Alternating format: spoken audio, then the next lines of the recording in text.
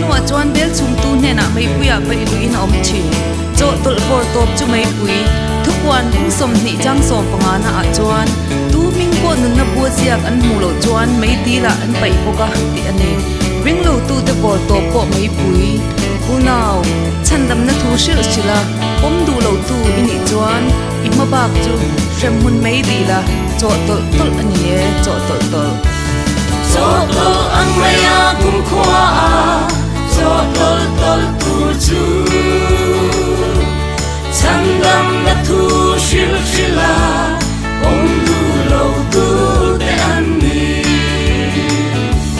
van ram kai na tiket hi chen khat po in zua sala tu na i swa nei lo chuan tu ma re ni lan lei lo a thona pek lai po a lu lo tu an ni phami zakapa kum khat chang ria ta chuan ru bul ban nei lo a thil ti zong zong a ngep lo mi chuan lalpa hne na eng ma mu in ring su se ti ani unaw nang po ru bul ban nei lo yang thar tak tak si lo thar lo anga om po du si lo ini awangin tuna khan tela changta la lak lo beli niang tharau tiang nim som chin laya do dal thin tu ini awangin lak lo belanga lak lo a om reng tu te hi tharau tiang nim som laya do dal ri tu te ani van ram kai na tiket hi chen khat po in zua sala tu na i swa nei lo chuan tu ma re ni lan lei lo a thona pek lai po a lu lo tu an ni phami manai thon thua chuan pek lai a du lowang pek lo nuwa ban zual zol tu ka chuan a hlo chang ani khang chutiang chuan lalpan chandam na a thona min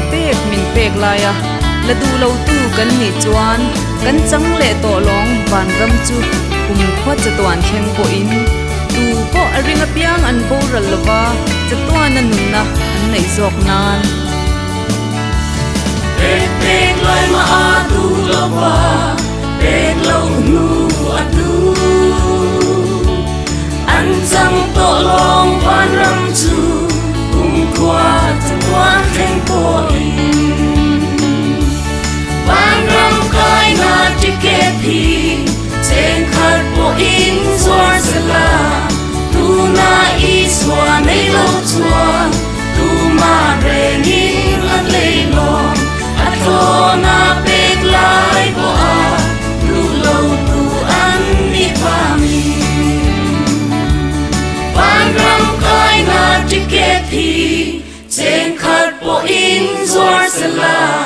tu na i swa nei lo chuan tu ma re ni lan lei lo